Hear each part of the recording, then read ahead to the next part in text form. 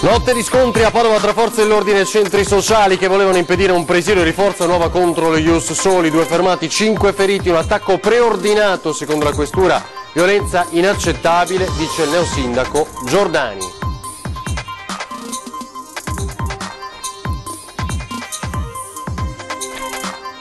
Grave incidente sul lavoro alla Berco di Castelfranco, 2 lavoratori feriti a causa di uno scoppio durante i lavori di saldatura, uno dei 2 ricoverati al centro Grandi Ustionati di Padova. Bimbo di 1 anno, figlio di una coppia di profughi ghanesi ospitati a Vicenza, viene circonciso in casa, il piccolo è grave in ospedale, ora le indagini della questura.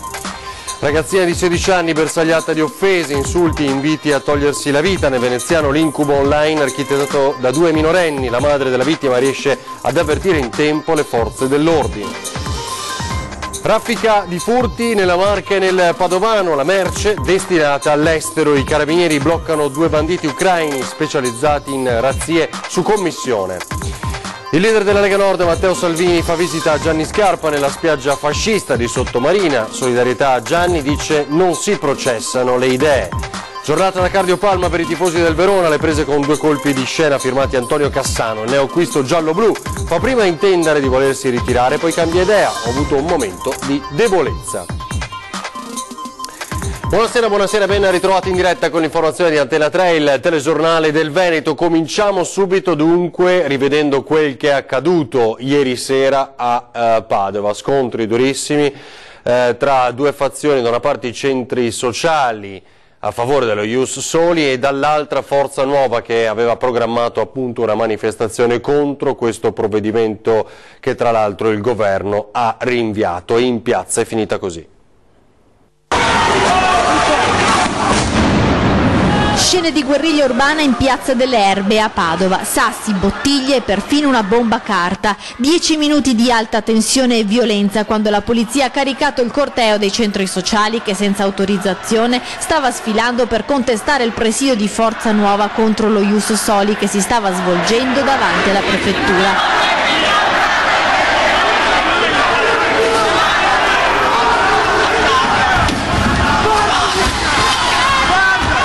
La serata era iniziata con 2 presidi tenuti a distanza in una Padova blindata. In piazza Insurrezione c'erano i centri sociali e si è presentata anche la consigliera comunale di Coalizione Civica, Daniela Ruffini. Quando è arrivata la notizia che i manifestanti di Forza Nuova avevano percorso un breve tratto di Riviera Tito Livio con striscioni e urlando slogan, i centri sociali hanno deciso di mettere in atto la protesta. Durante gli scontri ci sono stati dei feriti, un poliziotto è stato colpito alla schiena dalla bomba carta, un altro ha riportato la frattura di un piede, altri 3 contusioni varie, ferita alla testa anche una ragazza dei centri sociali che è stata arrestata insieme ad un altro compagno. Questa mattina il presidio davanti al tribunale durante il processo per direttissima. Ogni volta che ci saranno sfilate, raduni nazisti, razzisti o che incitano alla violenza, noi saremo là pronti a rifare quello che abbiamo fatto ieri sera, perché è stata una cosa per l'umanità. L'attacco è apparso accuratamente preordinato, ha scritto la questura in una nota. I ragazzi dei centri sociali sono arrivati in piazza seguiti da un furgone da dove hanno scaricato scudi in plexiglass, caschi e petardi. Il giudice ha convalidato il fermo dei 2 militanti accusati di resistenza al pubblico ufficiale. Il loro avvocato ha disposto i termini di difesa e i 2 sono stati scarcerati in attesa del processo previsto per il 18 settembre. Una violenza inaccettabile a Padova, questa è la condanna ferma arrivata dalla giunta Giordani dopo la guerriglia di ieri sera. Il sindaco ha già chiesto un appuntamento al questore. Sulla presenza dei consiglieri di Coalizione Civica Ruffini e Ferro, partecipavano al sit-in in piazza Insurrezione e si sono adoperati per evitare gli scontri, così dice il sindaco. Sera ero abbastanza tranquillo sotto al telefono con i miei fino alle 2, 2 e mezza di notte per capire cosa stava succedendo, perché mi sembra di essere tornato indietro di 15-20 anni. Sta cosa qua no, a me non interessa niente se sia rossa, blu, gialla, pallini, verde. Non deve succedere, a Padova non può succedere una cosa del genere. Condanna senza se e senza ma contro la guerriglia urbana scatenata in Piazza delle Erbe a Padova, ferma e unita la giunta Giordani con il sindaco che ha chiesto un appuntamento al questore. Ho chiesto nei prossimi giorni, appena possibile, di essere ricevuto da lui perché voglio capire cosa è successo in effetti. Veramente questa cosa qui è inaccettabile, la violenza a Padova non deve esistere. è stata veramente un pugno sullo stomaco per quel che mi riguarda. Manifestazioni statiche autorizzate su suolo pubblico con le dovute cautele, spiega il primo cittadino, che a metà mattina aveva già fatto ripulire anche la targa dedicata a Mazzola e Giralucci. È stata già pulita, alle 10:30 stamattina è stata già pulita dall'imbrattatura, altra cosa da condannare, vergognosa anche questo. E sulla partecipazione dei consiglieri comunali di Coalizione Civica Daniela Ruffini e Stefano Ferro, presenti al sit-in dei centri sociali, interviene il vice sindaco Arturo Lorenzoni. Ritengo che il loro comportamento ieri sera sia stato assolutamente ineccepibile e non si può in nessun modo associare ai fatti violenti la presenza di queste due persone che invece hanno cercato in ogni modo di evitarli. Ora nel trevigiano a Castelfranco il grave incidente sul lavoro alla Berco, un operaio ricoverato al centro grandi ustionati di Padova. Una scintilla e poi lo scoppio terribile seguito da una fiammata. Un operaio colpito al torace da una lamiera e l'altro investito dal calore in pieno volto.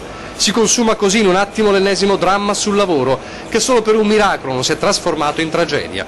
Ore 9 alla Berco di Castelfranco, i due lavoratori sono dipendenti di una ditta esterna impegnati in una manutenzione all'interno di una vasca profonda 2 metri. È il pozzetto di decantazione dove viene raccolto il materiale di risulta dal raffreddamento delle macchine utensili. Gli operai stanno lavorando alla saldatura di un coperchio, una sorta di tombino in lamiera. In questo luogo non dovrebbero essere presenti materiali infiammabili, ma così evidentemente non è, perché a quanto accertato dai vigili del fuoco ci deve essere un residuo di gas combustibile che a contatto con la scintilla del saldatore provoca lo scoppio.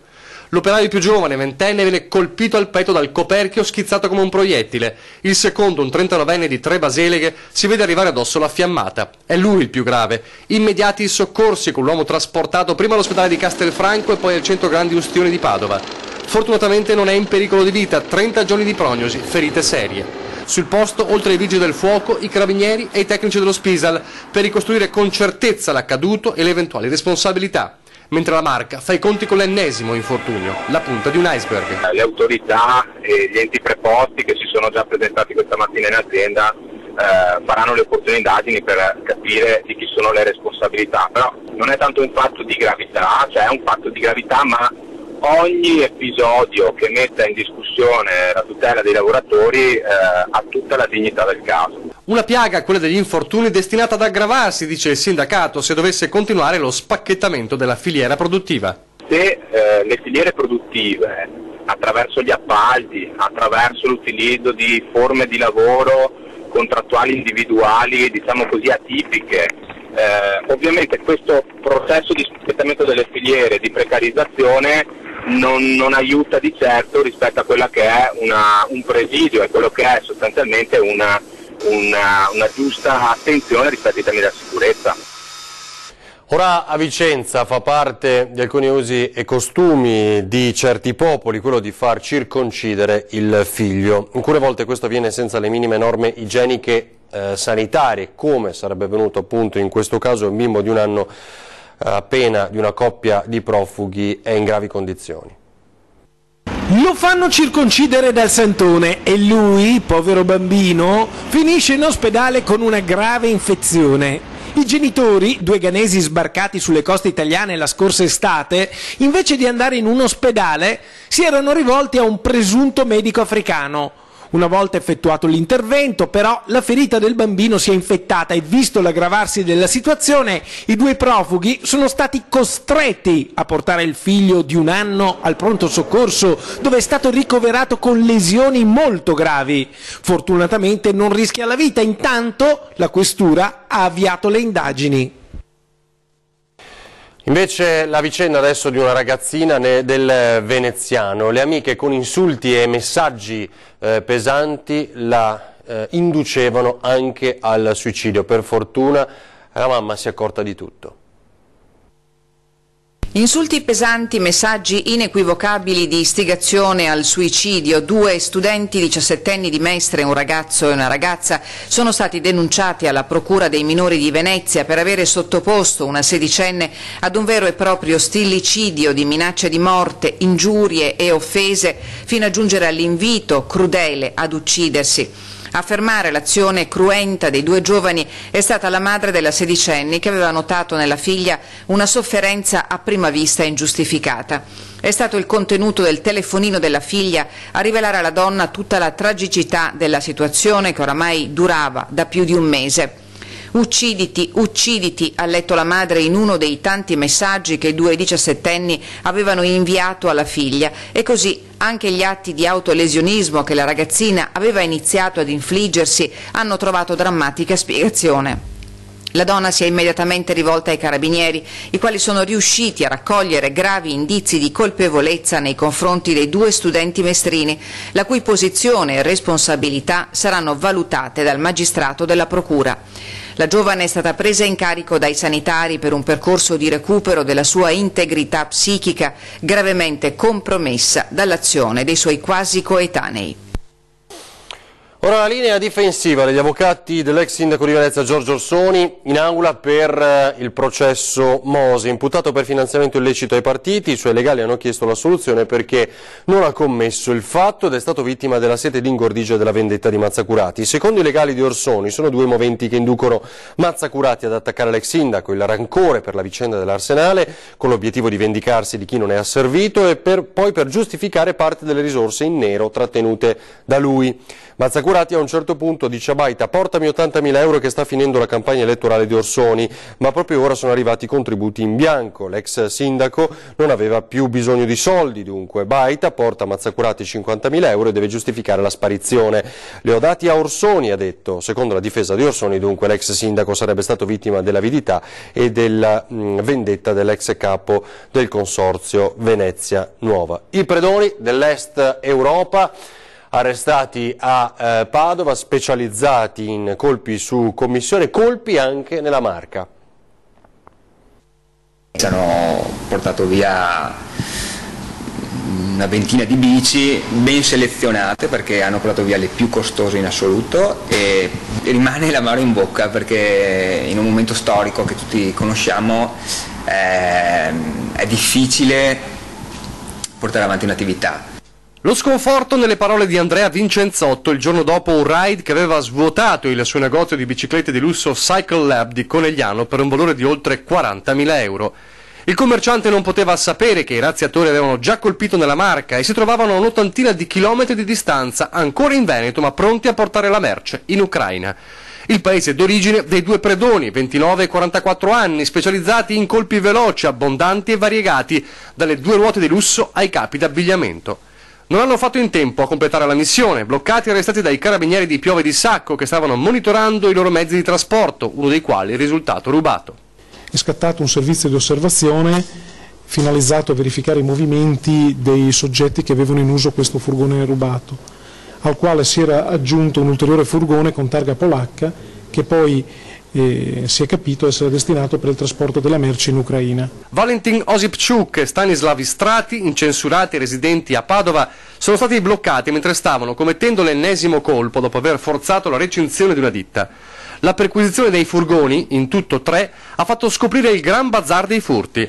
Non solo 348 camicie per il valore di 30.000 euro rubate alla ditta Crosspoint di Piove di Sacco, il primo colpo, ma anche e soprattutto le razzie nella Marca. Un telaio, 26 ruote, 17 kit completi e 3 navigatori per mountain bike dal negozio di Conegliano e attrezzi da lavoro per 4.000 euro spariti dalla Metodo Arredamenti di Villorba.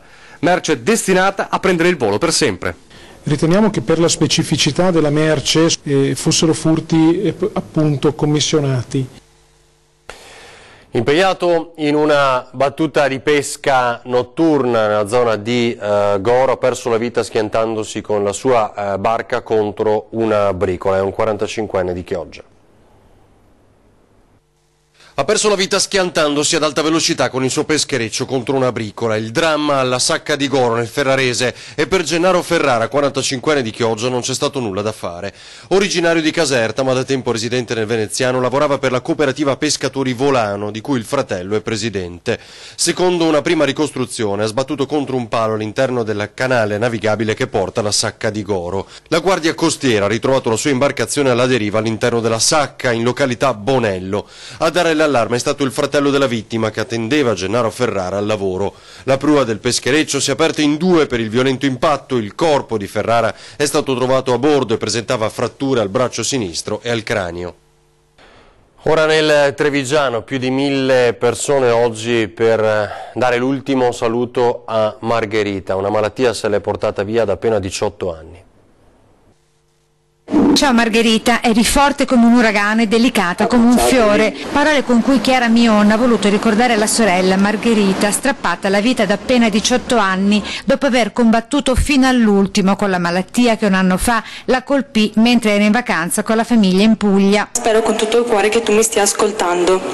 In questi tuoi 18 anni hai saputo regalare sorrisi, abbracci e consigli, ma soprattutto tanto amore, che io, mamma, papà e fratelli portiamo stretti nel nostro cuore. Oggi l'addio nella gremitissima chiesa di Olmi, lacrime e fiori con i boccioli bianchi sulla bara in legno chiaro e le amiche di scuola e di pallavolo con in mano il fiore simbolo di lei, la Margherita. L'ha voluta salutare così con la canzone del suo autore preferito, Neck, che le ha pure fatto visita in ospedale grazie ai volontari dell'hospice che la seguivano. La vita rimane la cosa più bella che ho. Toccanti e struggenti le parole di papà Marco, noto assessore di San Biagio di Callalta, con la moglie Anna e i figli Chiara, Donato ed Elia, con il cuore disperato ha salutato tutti i presenti con le parole usate da Margherita per la sera, perché ogni notte fosse davvero una buona notte. Abbracciatevi e ditevi ti voglio bene, perché Margherita si arrabbiava se la sera non ci davamo il bacio della buonanotte. Grazie a tutti, grazie di cuore. Ora a Treviso scontro in aula sulla ricostruzione della notte in cui morì il 38enne Enrico Scarabello a San Giuseppe, travolto sotto gli occhi della moglie da una 37enne che guidava con un livello alcolico nel sangue 6 volte il consentito. 22:49 del 3 settembre 2015, in questo video delle telecamere a circuito chiuso fanno la loro comparsa Enrico Scarabello e la moglie Elisa Zanardo. Sono stati all'Home Festival e si avviano verso casa, è la sera della tragedia. Pochi istanti e l'uomo verrà travolto e ucciso dalla Rover bianca guidata dalla 37enne Federica D'Ametto. Questi frame acquisiti dalla procura sono stati al centro dello scontro in udienza tra i periti delle due parti per la ricostruzione dell'incidente. Quella notte i coniugi scelgono il percorso più pericoloso, non quello contro il senso di marcia. Un'auto che gira a destra li sfiora mentre attraversano. È il tratto senza marciapiede, così si avviano verso la curva del sovrappasso di San Giuseppe, mentre le auto li illuminano al passaggio. Sembrano andare in fila indiana, ma quando scompaiono dall'inquadratura non si sa cosa accada. 39 secondi dopo ecco la Rover guidata dalla donna con un tasso alcolico 6 volte il consentito e sotto l'effetto di metadone. Smarca a destra, sembra zizzagare, ma la donna ha spiegato in aula che è per il cambio di idea. Prima voleva girare a destra e trovare parcheggio, poi sceglie di proseguire dritto. Il comportamento in strada per gli avvocati Capraro e Fava è corretto, restando all'interno delle righe. Ma quello che sottolineano nella perizia è questo scatto. La macchia d'acqua sull'asfalto, persa dall'auto dopo l'impatto, è molto centrale nella carreggiata. È possibile dunque che poi i due coniugi camminassero affiancati, non in fila indiana, anche per la ristrettezza del tratto, occupando dunque una parte della corsia di marcia, e troverebbe conferma nel racconto della moglie che dice di essere stata colpita alla spalla sinistra dal marito sbalzato dall'auto in transito. Tecnicismi, ricostruzioni dolorose per i protagonisti di un dramma che attende ancora una sentenza definitiva. Ora a Venezia, perché non trova pace la polemica per l'assenza improvvisa di una 70ina di agenti di polizia locale in uno dei momenti clou dell'anno per Venezia, il sabato del Redentore, e proprio in città viene commentata in malo modo dai cittadini questa vicenda. Hanno una divisa e un dovere, non siamo a Roma.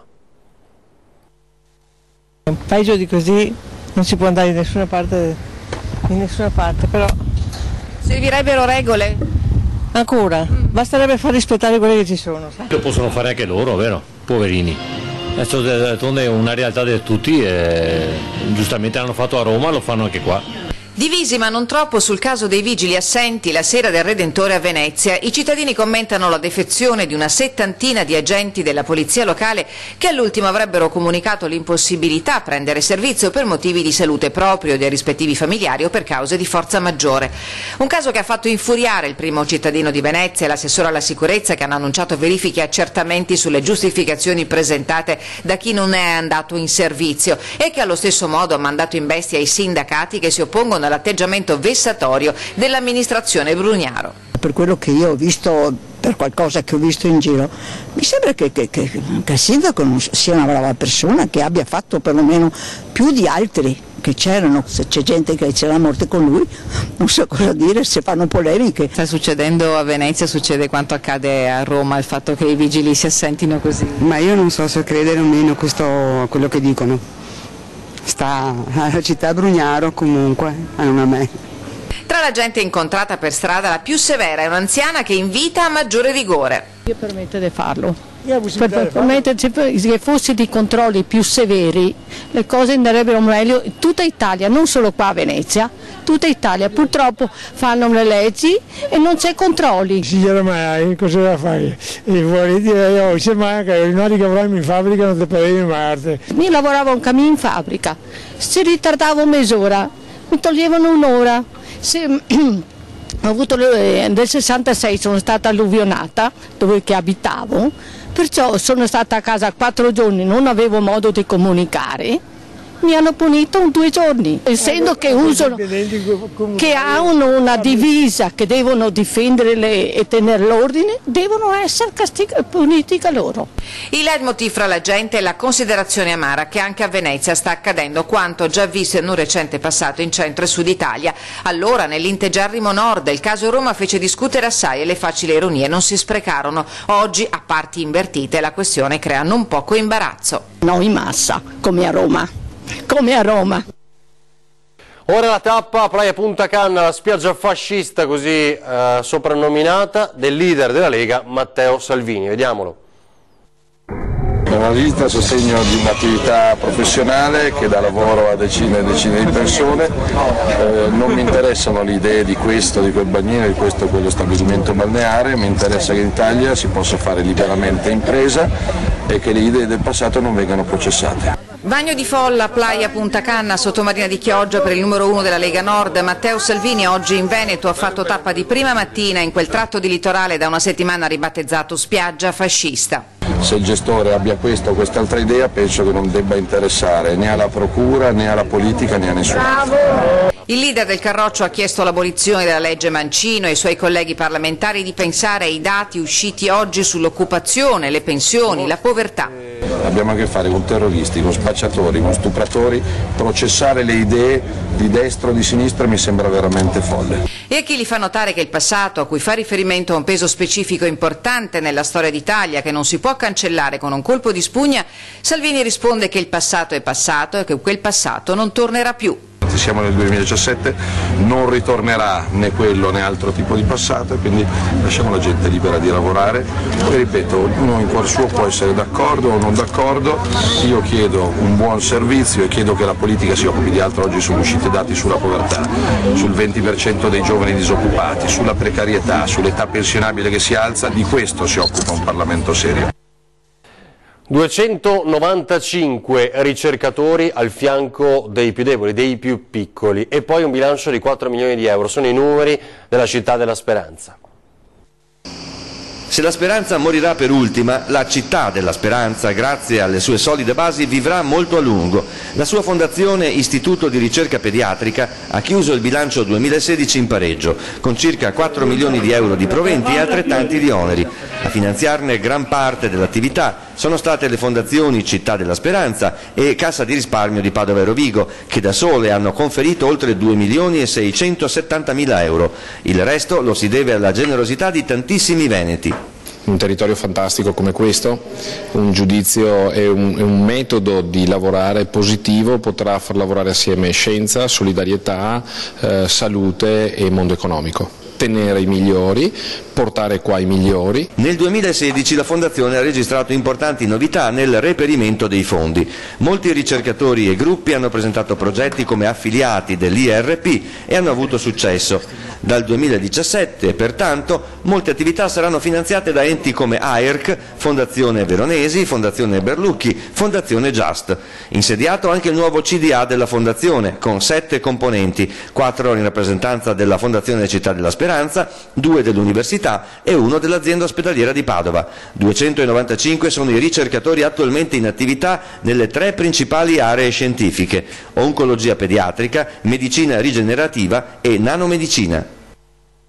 Fantantonio ne ha combinata un'altra. Cassano, insomma, sembrava che oggi stesse per dimettersi dopo aver firmato da pochi giorni con l'Hellas, una clamorosa notizia rimbalzata poi su tutti i siti che si occupano di calcio. Alla fine una conferenza stampa improvvisata, nessun ritiro, Cassano voglio continuare, dice, questa sfida, sono convinto al 100% che la vincerò, perché l'idea di dimettersi, questa mattina ha spiegato, ho avuto un momento di debolezza, di calo, ma poi ci ho ripensato e di ritorno da Bari Vecchia bastava che si portasse la famiglia. A quanto ha spiegato, la gioia di vederla abitare a Verona al suo fianco è stata la cosa più importante, quindi ha cambiato idea.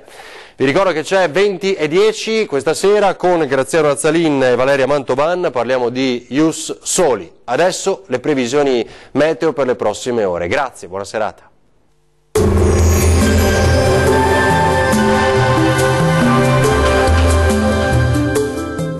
Da Vittorino, panificio, caffetteria, paninoteca e pub, aperto dalle 4:30. Alta pressione africana a Caronte alla conquista del nostro paese. Sarà una splendida giornata di sole, ma con i consueti veloci acquazzoni sulle Alpi. Vediamo il dettaglio. Sul Veneto sole su tutti i settori, qualche nube alta e stratificata sulle estreme Alpi settentrionali. Temperature massime previste tra i 29 fino ai 35 gradi, valori minimi attesi tra 16 e 20 gradi circa. Che tempo farà invece sul Friuli Venezia Giulia? Anche qui avremo una ennesima giornata con anticiclone dominante, tanto sole e bel tempo ovunque, salvo qualche velatura innocua sui settori alpini occidentali. Temperature massime tra i 29 e i 32 gradi, valori minimi sui 18-20 gradi circa. Raggiungiamo infine il Trentino Alto Adige, anche qui bel tempo soleggiato quasi ovunque, qualche locale temporale sulle aree centro-orientali dell'Alto Adige. Temperature che risultano essere in aumento, quindi massime comprese tra i 32 e i 35 gradi, valori minimi sui 16-17 gradi circa. Il mare sarà poco mosso, localmente quasi calmo nel Golfo di Trieste, i venti moderati e sudorientali. Per ora dal meteo è tutto, grazie per la vostra attenzione e arrivederci.